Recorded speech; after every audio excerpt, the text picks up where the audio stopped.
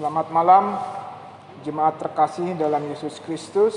Kita berkumpul bersama dalam ibadah di malam hari ini, ibadah keluarga gabungan sektor 1 sampai dengan sektor 4. Pelayan firman pada malam hari ini adalah Ibu Diaken Esther Baswata. Sebelum memulai ibadah, mari kita bersaat teduh bersama.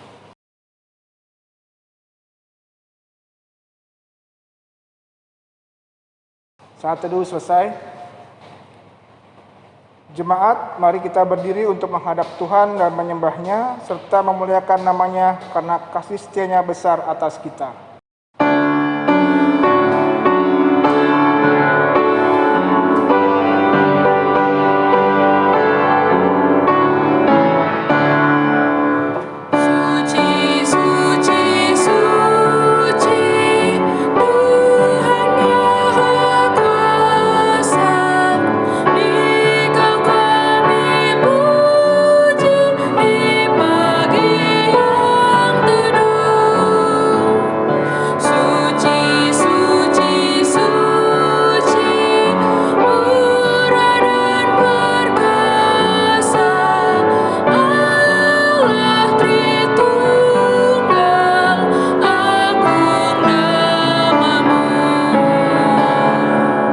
Jemaat, mari kita bersatu di dalam doa. Allah Bapa yang Maha Baik, kami mengucap syukur atas segala penyertaan-Mu kepada kami di sepanjang hari ini dan dalam segala aktivitas kami, baik di rumah, di pekerjaan, dalam kegiatan belajar dan kegiatan-kegiatan lainnya. Dan pada malam hari ini kami akan beribadah bersama dalam kebaktian keluarga sektor 1 sampai dengan sektor 4. Kiranya Tuhan menyertai ibadah kami dari awal hingga akhir, dan ibadah dapat berjalan dengan tuntunan-Mu saja ya Tuhan. Kami juga berdoa untuk pelayan firman Ibu Diaken Esther Baswata, kiranya Tuhan membimbing beliau dalam penyampaian firman Tuhan, sehingga firman yang disampaikan dapat kami pahami dan bisa kami laksanakan dalam hidup keseharian kami. Inilah doa kami, dalam nama Yesus Kristus kami berdoa dan mengucap syukur. Amin. Jemaat, dipersilakan duduk kembali.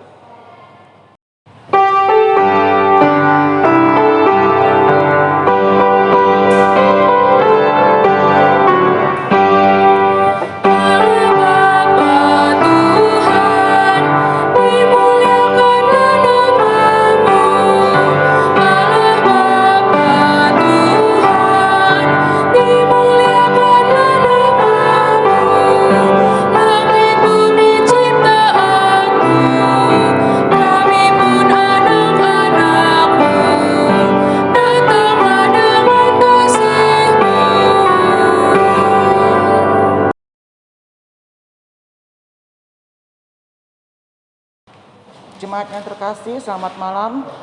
Mari kita siapkan bacaan kita pada malam hari ini yang diambil dari Kitab Kisah Para Rasul pasal 3 ayat 11 sampai dengan 20. Tetapi sebelumnya, mari kita satu dalam doa mohon bimbingan Roh Kudus. Mari kita berdoa. Terpujilah Engkau Allah sumber kebaikan dalam hidup kami. Terima kasih Tuhan atas kasih penyertaan dan perkenan-Mu sehingga kami Jemaat GPIB Marturia boleh bersama-sama memuji, memuliakan nama-Mu serta membaca dan merenungkan firman-Mu dalam kebaktian keluarga pada malam hari ini. Ya Bapa, curahkanlah Roh Kudus-Mu kepada kami pribadi lepas pribadi, khususnya kepada hamba-Mu ini yang akan menyampaikan sabda kebenaran-Mu, sehingga Roh Kudus memampukan kami dalam mengerti dan memahami kehendak-Mu, dan biarlah firman-Mu boleh menjadi pedoman dan sumber kekuatan di dalam kami menjalani hidup ini. Ampuni salah dosa kami ya Bapa, kuduskanlah kami karena Engkau Maha Kudus. Di dalam nama Tuhan Yesus yang adalah firman yang hidup, kami sudah berdoa dan mengucap syukur kepada Bapa di sorga. Amin. Marilah berdiri untuk mendengar firman Tuhan berdasarkan bacaan Alkitab dari Kisah Para Rasul pasal 3 ayat 11 sampai dengan 20 yang menyatakan, karena orang itu tetap mengikuti Petrus dan Yohanes, maka seluruh orang banyak yang sangat keheranan itu datang mengerumuni mereka di serambi yang disebut Serambi Salomo. Petrus melihat orang banyak itu, lalu berkata, "Hai orang Israel, mengapa kamu heran tentang kejadian itu? Dan mengapa kamu menatap kami, seolah-olah kami membuat orang ini berjalan karena kuasa atau kesalahan kami sendiri? Allah Abraham, Ishak dan Yakub, Allah nenek moyang kita, telah memuliakan hambanya, yaitu Yesus, yang kamu serahkan dan tolak di depan Pilatus, walaupun Pilatus berpendapat bahwa ia harus dilepaskan. Tetapi kamu telah menolak yang kudus dan benar, serta menghendaki seorang pembunuh sebagai hadiahmu. Demikianlah ia, pemimpin kepada hidup, telah kamu bunuh, tetapi Allah telah membangkitkan dia dari antara orang mati, dan tentang hal itu kami adalah saksi. Dan karena kepercayaan dalam nama Yesus, maka nama itu telah menguatkan orang yang kamu lihat dan kamu kenal ini, dan kepercayaan itu telah memberi kesembuhan kepada orang ini di depan kamu semua. Hai saudara-saudara, aku tahu bahwa kamu telah berbuat demikian karena ketidaktahuan, sama seperti semua pemimpin kamu. Tetapi dengan jalan demikian Allah telah menggenapi apa yang telah difirmankannya dahulu dengan perantaraan nabi-nabinya, yaitu bahwa Mesias yang diutusnya harus menderita. Karena itu sadarlah dan bertobatlah supaya dosamu dihapuskan, agar Tuhan mendatangkan waktu kelegaan dan mengutus Yesus yang dari semula diuntukkan bagimu sebagai Kristus. Demikianlah pembacaan Alkitab. Hendaklah sabda Kristus diam dengan segala kekayaannya di antara kamu, dan ucaplah syukur kepada Allah. Haleluya.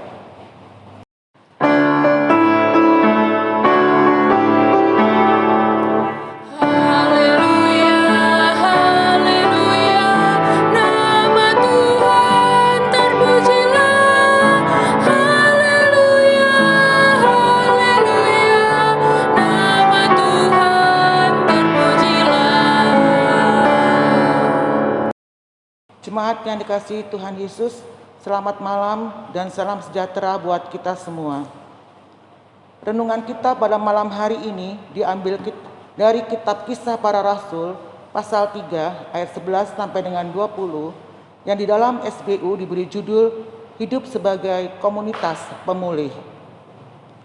Sebagaimana kita ketahui, penulis kitab Kisah Para Rasul adalah Lukas, dan kitab Kisah Para Rasul merupakan kelanjutan daripada kitab Injil Lukas yang intinya bercerita tentang kehadiran Roh Kudus atau Allah yang hadir di tengah-tengah sejarah kehidupan manusia. Pemahamannya bagaimana? Pemahamannya adalah sebagai berikut, bahwa Kristus sudah hadir di dunia, bahwa Juru Selamat sudah hadir di dunia. Roh Kudus bukan berada di awang-awang, tetapi Roh Kudus sudah hadir di tengah-tengah manusia. Yang berarti bahwa kehadiran Allah bukan hanya pengharapan semata, tetapi Tuhan hadir di dalam dunia, yang menurut Lukas bisa terlihat dari tanda-tanda kehadiran Roh Kudus yang dapat ditangkap oleh indera manusia, yaitu contohnya indera pendengaran, yang itu berupa kabar baik, indera perasa, yaitu Roh Kudus dapat kita rasakan dalam hati kita dan hidup kita. Jemaat yang terkasih, dalam perikop renungan kita malam ini bercerita tentang khotbah Petrus di Serambi Salomo, yang intinya pemberitaan tentang Yesus Kristus, Injil Kristus.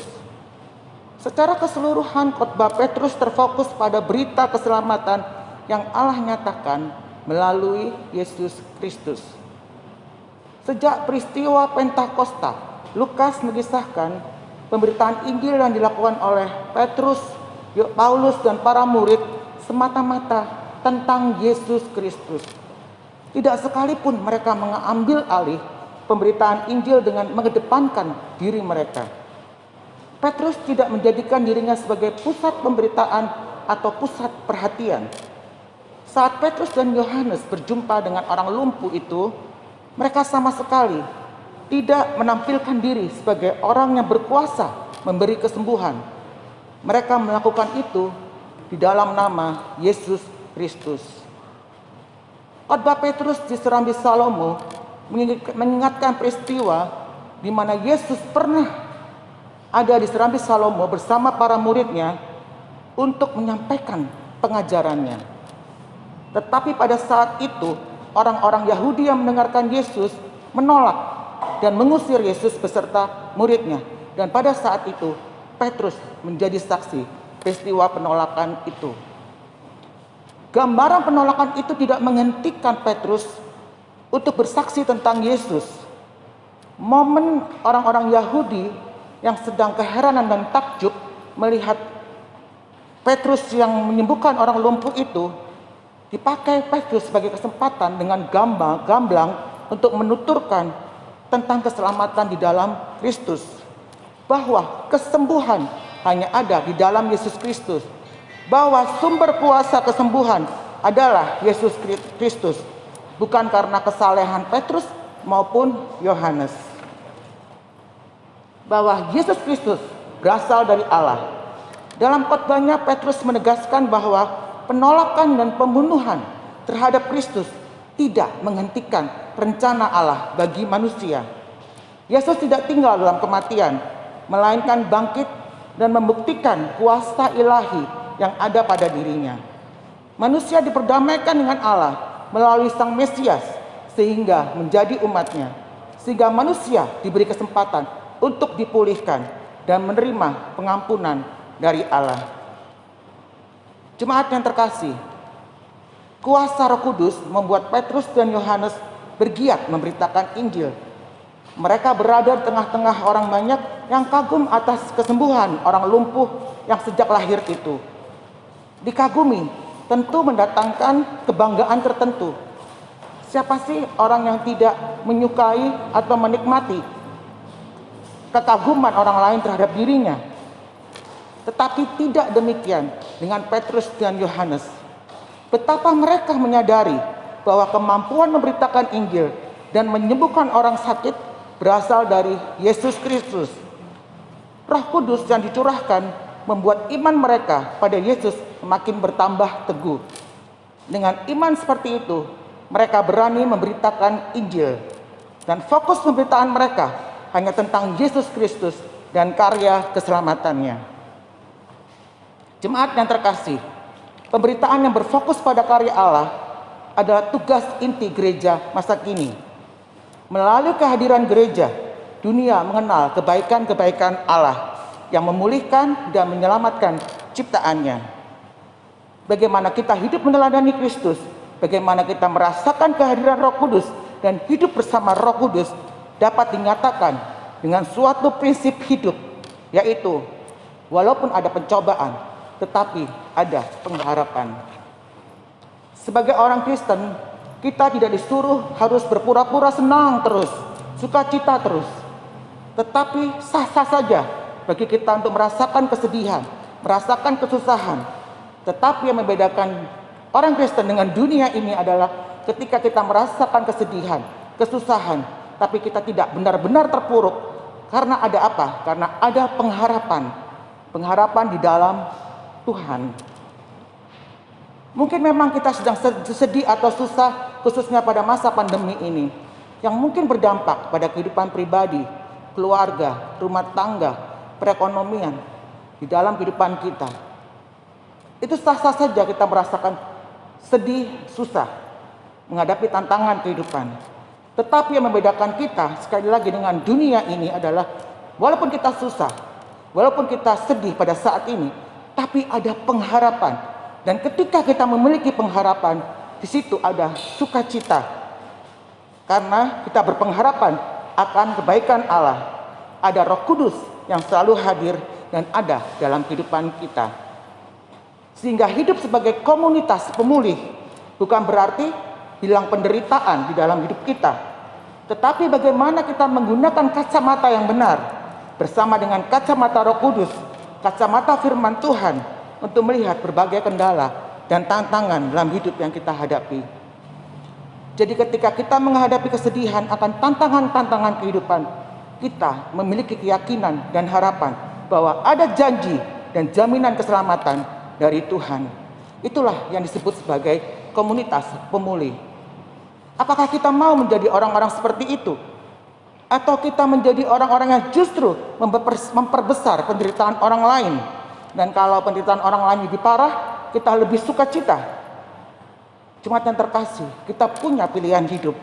Apakah kita mau menjadi pemulih atau pembuli?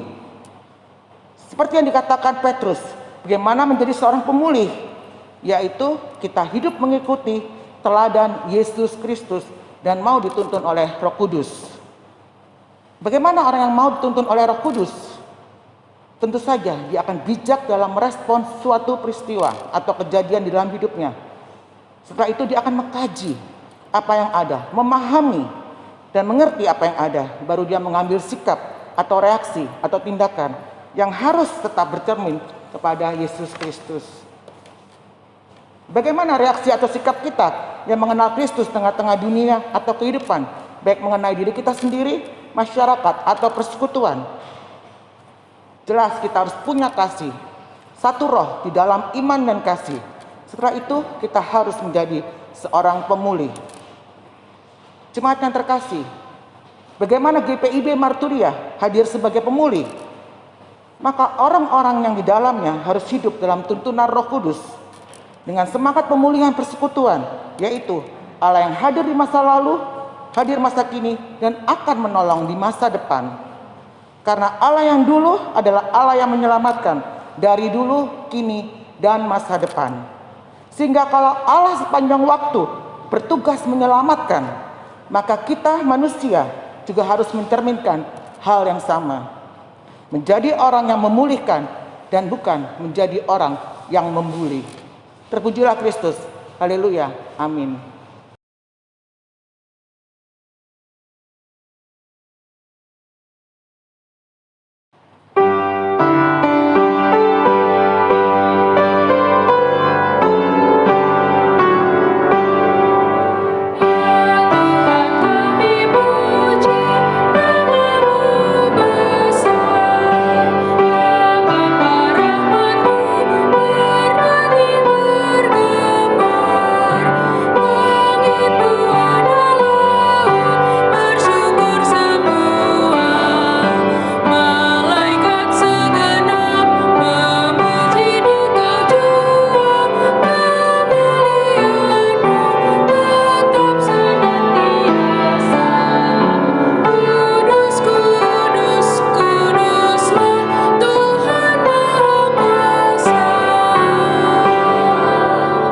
Yang terkasih, mari kita satu di dalam doa syafaat. Ya Bapa, terima kasih atas firman-Mu pada malam hari ini. Kiranya Roh Kudus-Mu memampukan kami untuk selalu memiliki keyakinan dan pengharapan akan janji keselamatan daripada-Mu.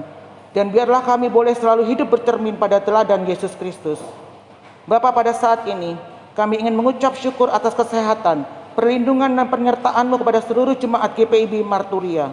Walaupun kami belum bisa berkumpul beribadah di dalam gedung gereja-Mu seperti sebelum masa pandemi, tetapi kami yakin dan percaya tangan kasih-Mu selalu menjaga, melindungi dan memberkati keluarga demi keluarga di dalam jemaat GPIB Marturia. Demikian pula bila ada saudara-saudara kekasih kami yang sedang dalam kelemahan tubuh atau sedang dalam menghadapi pergumulan hidup, kami yakin dan percaya Engkau menguatkan, memampukan mereka di dalam menghadapinya. Bapa, kami juga mau berdoa untuk gereja-Mu GPIB Marturia, mulai dari Bapak Pendeta Rocky S. Karinda beserta Ibu Marlen. Kiranya Engkau selalu memberikan kesehatan, kebijaksanaan, sukacita, damai sejahtera, dan berkat di dalam kehidupan keluarga Bapak Pendeta dan di dalam tugas penata layanan Bapak Pendeta di GPIB Marturia dan dimanapun Bapak Pendeta Engkau utus. Demikian juga dengan PHMJ, presbiter, pengurus-pengurus pelkat, komisi, pemusik, liturgos, koster, pegawai gereja. Kiranya kasih berkat penyertaan dan sukacita selalu Engkau tambah-tambahkan dalam kehidupan pribadi, keluarga, dan pelayanan kami. Ya Bapa, malam sudah menjadi bagian dalam hidup kami. Kiranya Engkau mau menjaga istirahat tidur kami di malam ini.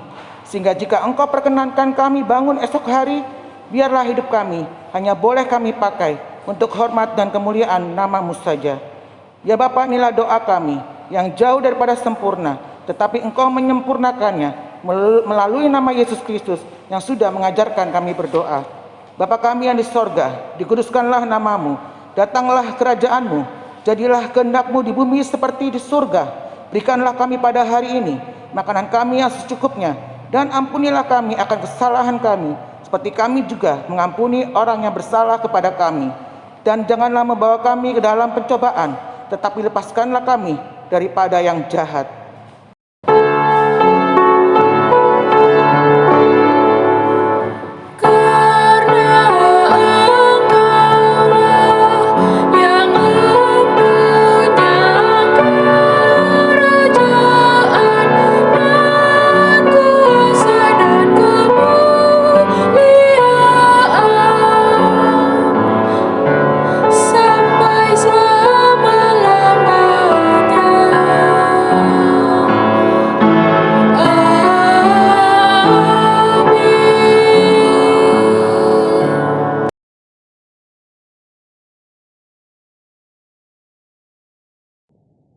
Jemaat, kita tiba dalam persembahan syukur. Marilah kita menyatakan syukur kepada Tuhan dengan memberi persembahan kepadanya. Dengarlah nas Alkitab di dalam 2 Korintus 8 ayat 12-13 yang menyatakan, sebab jika kamu rela untuk memberi, maka pemberianmu akan diterima. Kalau pemberianmu itu berdasarkan apa yang ada padamu, bukan berdasarkan apa yang tidak ada padamu. Sebab kamu dibebani bukanlah supaya orang-orang lain mendapat keringanan, tetapi supaya ada keseimbangan. Tuhan memberkati saudara dan persembahan saudara.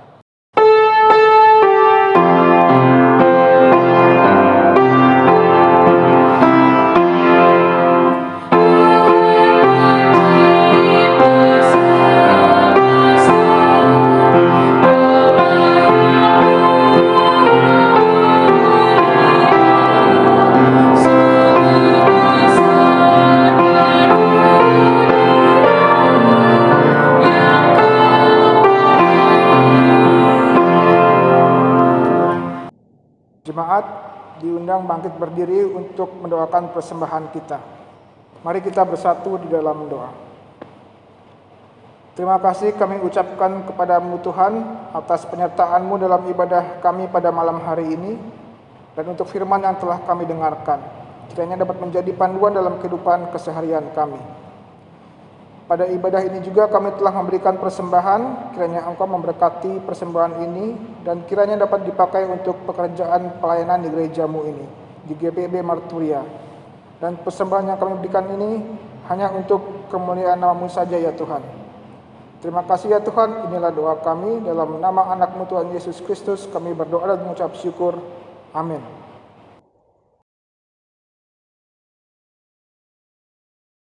Jemaat, sebelum kita mendengarkan warta jemaat, kita akan mengucapkan ayat hafalan kita untuk minggu ini dari kitab Mazmur 119 ayat 96. Kita ucapkan secara bersama-sama. Mazmur pasal 119 ayat 96.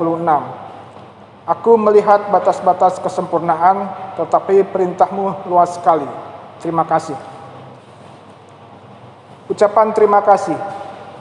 Majelis dan warga jemaat GPIB Jemaat Marturia DKI Jakarta mengucapkan terima kasih kepada Ibu Diaken Esther R. Baswata yang telah melayani ibadah keluarga pada malam hari ini. Tuhan Yesus memberkati pelayanan ibu dan keluarga. Ucapan terima kasih juga kepada prokantor, pemusik, dan multimedia. Tuhan Yesus memberkati. Warta singkat ibadah keluarga 26 Mei 2021. Diingatkan kembali kepada anggota Pelkat PKLU, ibadah Pelkat PKLU akan dilaksanakan pada hari Sabtu 29 Mei 2021 pukul 11 WIB melalui channel YouTube GPIB Marturia. Link akan diberikan kemudian, demikian untuk diketahui. Atas perhatiannya kami mengucapkan terima kasih.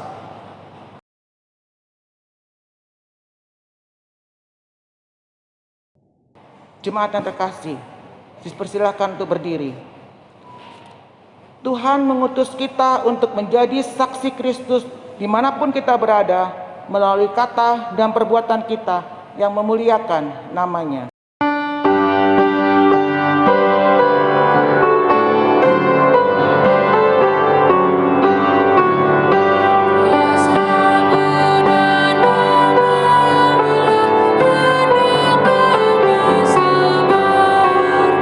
Dan karena itu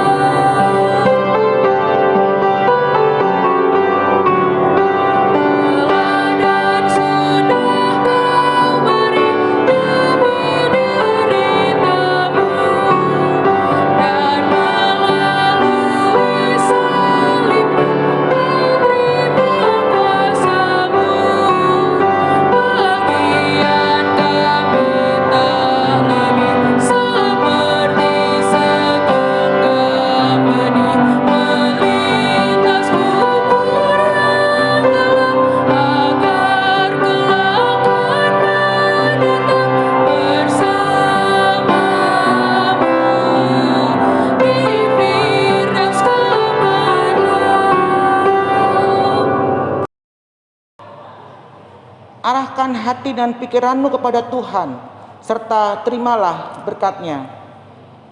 Tuhan memberkati engkau dan melindungi engkau. Tuhan menyinari engkau dengan wajah-Nya dan memberi engkau kasih karunia. Tuhan menghadapkan wajah-Nya kepadamu dan memberi engkau damai sejahtera.